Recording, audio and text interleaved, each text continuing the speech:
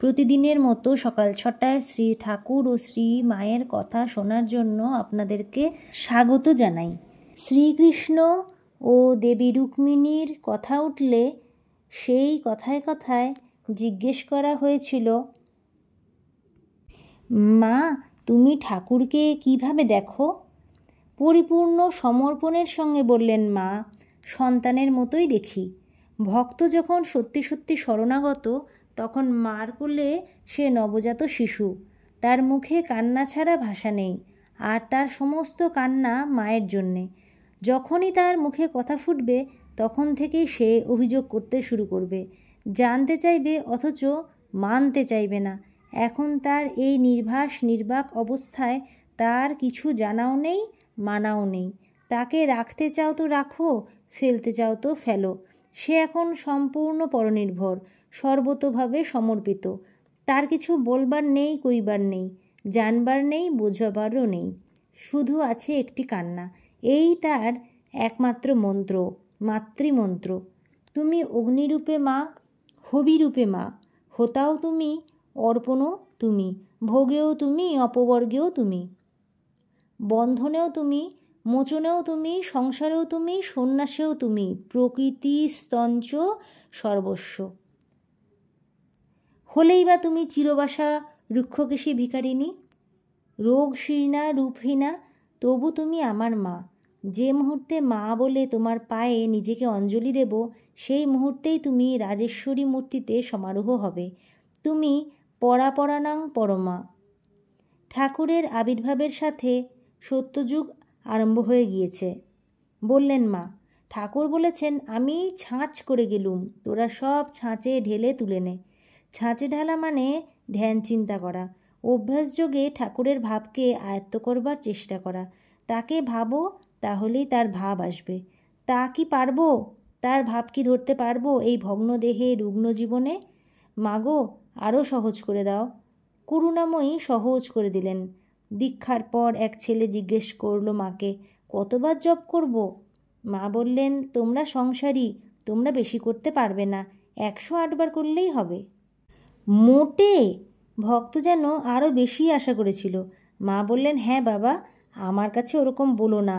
বেশি পারবে না বলেই তো 108 দিয়েছি। এখন দেখো এই 108ই বা হয় কি না। মা, আমার? আরেকজন এলো এগিয়ে, তোমার 12 বার। একজন এলো, তার হাতে বাত, আঙুল নাড়তে পারে না। তোমার তো বাবা করজপ হবে না, 25টে রুদ্রাক্ষ নিয়ে মালা করিয়ে নিও। দিনে শুধু একবার স্পর্শ করে জপ করবে, আর আর ঠাকুরকে ভক্তি করবে। আর একজন বললেন, আমার? তোমার শুধু স্মরণ মনন। আর একটি ছেলে এসে বললে, মা, আমি তো কিছুই করতে পারি না, আমার কি হবে? তুমি কি করবে? তুমি কি করতে পারো? তোমার জন্যে আমিই সব করছি। আমি তোমার মা, শুধু এইটুকু জেনো। তুমি অনাশ্রয় নও। মা তোমার সব দেখছেন, শুনছেন।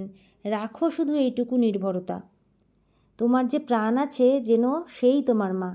যদি পরের কাছে কৃপা না চেয়ে নিজের কাছে কৃপা চাও, সেই আত্মকৃপাই যেন মায়ের কৃপা।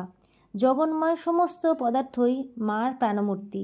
মাকে দাও তোমার প্রাণভিক্ষা। তোমার সমস্ত আরতির অবসান হবে। তোমার মাই আরতি হন্ত্রী পরমা। শুধু ধরে থাকো, লেগে থাকো, ছেড়ে দিও না। তোমার মাকে ছেড়ে দিও না। সেই পতুর কথা মনে আছে? পতু আর মনীন্দ্র, 10-11 বছরের দুটি ছেলে, যেন শ্রীদাম সুদাম। কাশীপুরের বাগানে আসে ঠাকুরের কাছে, বলে, তোমার সেবা করব, তোমার সেবা করব, তোমার সেবা করব। দোলের দিন সব বাইরে গেছে রং খেলতে, ওরা গেল না।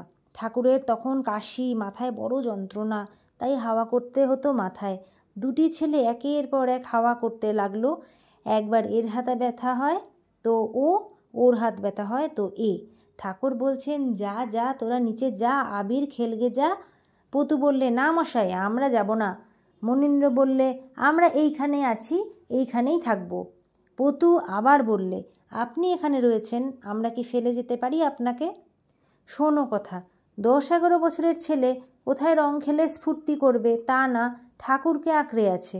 ঠাকুরকে সেবা করাই তাদের ফাগ রাগ। তাদের মাধবোৎসব কিছুতেই গেল না, শত সাদাসাদিতেও গেল না। তখন ঠাকুর কেঁদে ফেললেন, বললেন, ওরে এরাই আমার সেই রামলালা, আমার কে ওরা, তবু আমার সেবা করতে এসেছে। ছেলে মানুষ, তবু আমোদ আহ্লাদের দিকে মন নেই, আমাকে ফেলে কিছুতেই যাবে না খেলাধুলোয়। জল পড়তে লাগলো চোখ বেয়ে। এরকমভাবে পারবে ধরে থাকতে? ঈশ্বর সেবায় লেগে আছো, সংসার ডাকছে তোমাকে তার ক্ষণ বসন্তের উৎসবে। আবির কুমকুম যেখানে অবসিত হবে পঙ্কে কর্দমে, সাড়া দিচ্ছ না কিছুতেই, পারবে সেই সাধনা? তার চেয়ে সামান্য মানুষ, সহজে চলে এসো, ভগবানের মন্ত্র জপ করো, 108 বার না পারো 12 বার করো, 12 বার নয় তো একবার, একবারও না পারো তাতে লেগে থাকো, ডুবে থাকো। আঙুল দিয়েছেন কেন? বললেন মা, আঙুল দিয়েছেন মন্ত্র জপ করে এর সার্থকতা করতে। আর যে ছেলে পারে, যে ছেলে পুকুর পাড়ে বসতে জানে ছিপ ফেললে, সে কত সংখ্যা জপ করবে? মা বললেন, 10,000, 20,000, 1 লক্ষ, যতক্ষণ না মনের ময়লা কাটে। যখনই সময় পাও তখনই শুধু মন্ত্র জপ, শুধু গভীর গুঞ্জন। মা যত ঠাকুরকে ধরিয়ে দিতে চান, সবাই এসে মাকে ধরে, বলে, মা আমরা তো ঠাকুরকে দেখিনি, আমরা আপনাকে জানি, আপনাকে দেখেছি। আমার সেই গুরুর মতন হবে আর কি। এক শিষ্য গুরু নামে বিশ্বাস করে জয় গুরু বলে নদী পার হয়ে গেল চোখের সামনে। গুরু ভাবলেন, আমার নামের এত জোর? তখন তিনি আমি আমি আমি আমি বলতে বলতে পেরুতে গেলেন নদী, সিধে ডুবে মরলেন। তোমরা কি আমাকে তেমনই ডুবে মরতে বলো? কিন্তু আমরা যারা মাকেও দেখিনি, আমাদের কি হবে? আমরা কাকে ধরব? মা হাসছেন। দেখনি নাকি? তবে কি দেখছো তোমার চারদিকে? অন্ধকার, নৈরাশ্য, নিষ্ফলতা।